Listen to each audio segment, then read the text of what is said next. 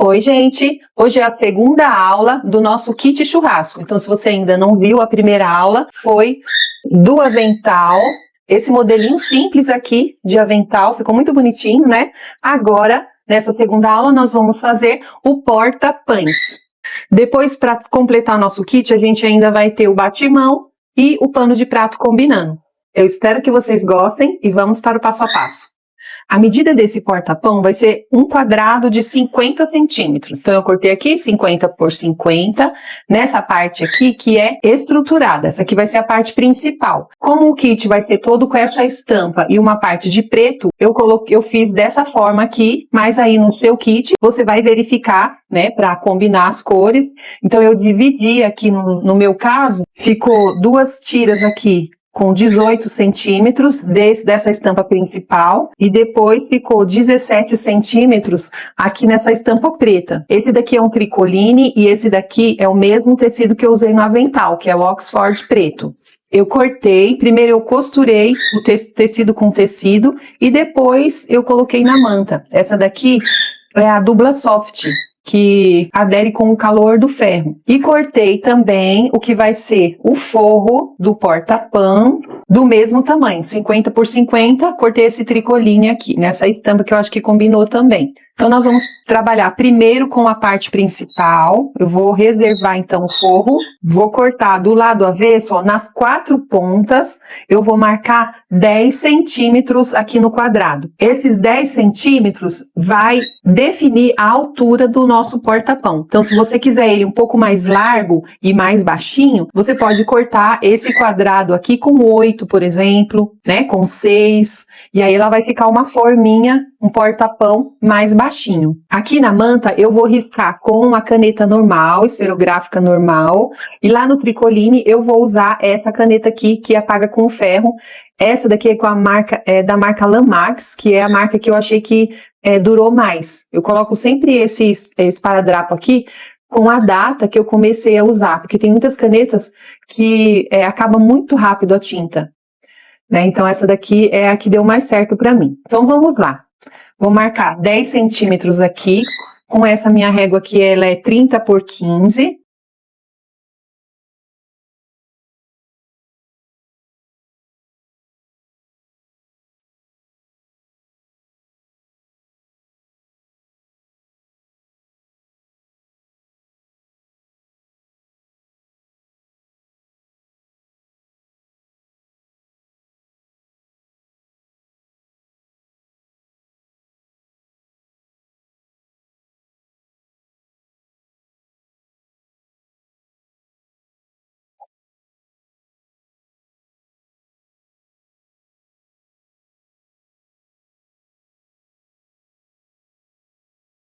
Cortadinho, então, o forro e a parte principal. Agora, nós vamos fechar essas caixinhas aqui.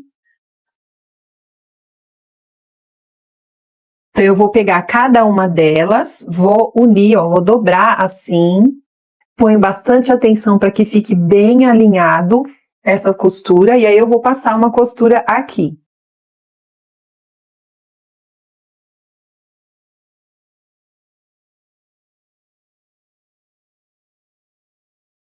Não esquecendo de dar retrocesso, né, aqui e aqui, no começo e no final. E vou fazer isso nos outros cantos também.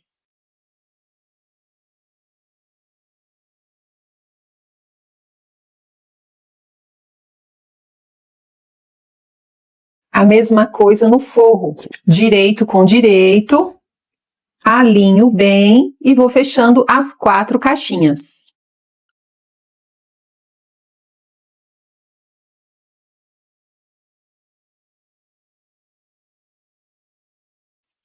Os dois estão na posição que a gente costurou, agora nós vamos unir as duas partes. Então, eu vou colocar essa minha parte principal, eu já vou virar, faço bem aqui e vou vestir, ó, no meu forro. Então, eu tô colocando direito com direito, pra gente costurar no lado avesso. E aqui, pra ter um bom acabamento, eu vou unir todas essas costuras, ó, costura com costura. A gente vai ter esse cuidado pra ficar tudo bem alinhadinho. Alinho a costura e vou colocar aqui um alfinete pra ir segurando. faz os 4 cantinhos primeiro, depois a gente coloca alguns alfinetes para segurar aqui ao redor.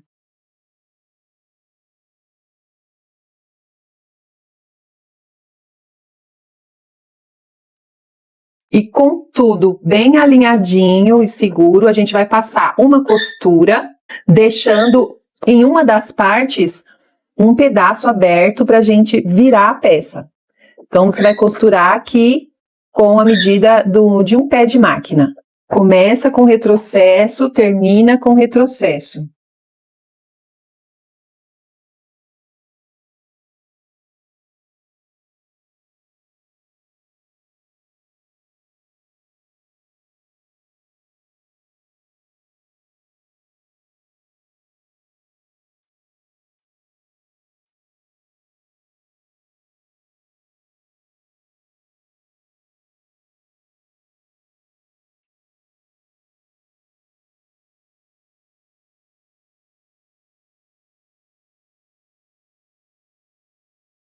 Deixei um bom espaço para virar, vou colocar a minha mão, e aí a gente vai puxar tudo para o lado direito.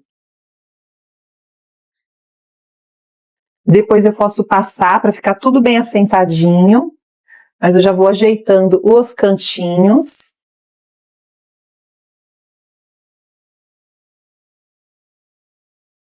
Aqui eu posso fazer esse acabamento para deixar essa parte aqui, mas aqui dentro ela vai ficar mais fofinha, ó, não vai ficar tão esticada. Fica bonito também, né? Tem seu charme. Ou a gente vai dobrar bem na costura, que é o que eu escolhi fazer aqui. Então, nós vamos ajeitar bem a costura e passar um pesponto bem bonito na pontinha para ele fechar essa parte aqui, ó, que a gente deixou.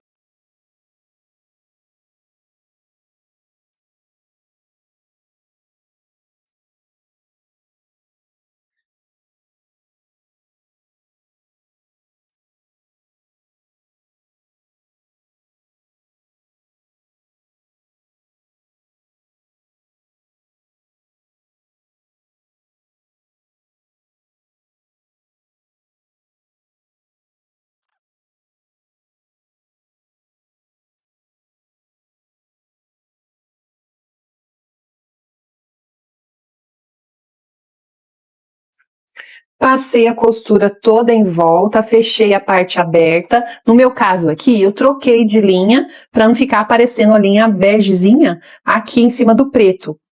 Então, eu acho que esses detalhes fazem diferença, né?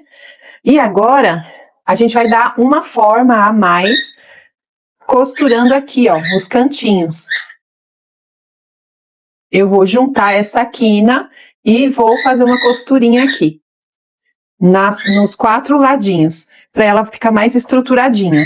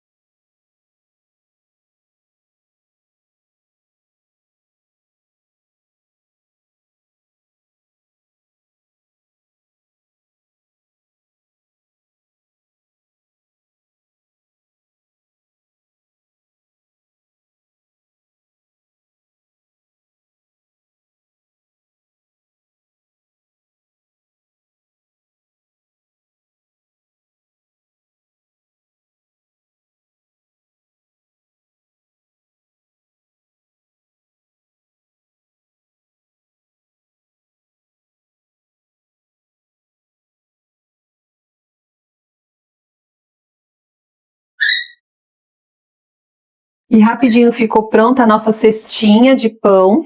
Ó, aqui, esse detalhe aqui, ó, fez toda a diferença para a estrutura dela. Você não precisa colocar uma manta mais robusta. Essa costura aqui já fez a diferença. E qual é o segredo aqui? Você precisa dobrar alinhando bem certinho aqui o fundo, e depois você começa a costura sempre de baixo para cima, porque aqui você começa no 0 e aqui você termina com um pé de máquina. E aí ela fica com esse detalhe aqui que eu achei que deu toda a diferença. E esses quadradinhos aqui, 4 quadradinhos aqui, da parte principal estruturada e também do forro, nós podemos fazer porta-copos. Então, eu vou fazer para aproveitar esse material aqui e na próxima aula, que vai ser ou do batimão ou do barrado de pano de prato, eu vou mostrar para vocês como é rapidinho também para a gente fazer esse porta-copos. Deixa no comentário para eu saber se você gostou da ideia, se você vai fazer esse kit e se você tem outras sugestões para a gente trazer aqui para fazer junto. Não esquece de deixar o like. Muito obrigada pela sua companhia até agora e eu te espero no próximo. Tchau, tchau!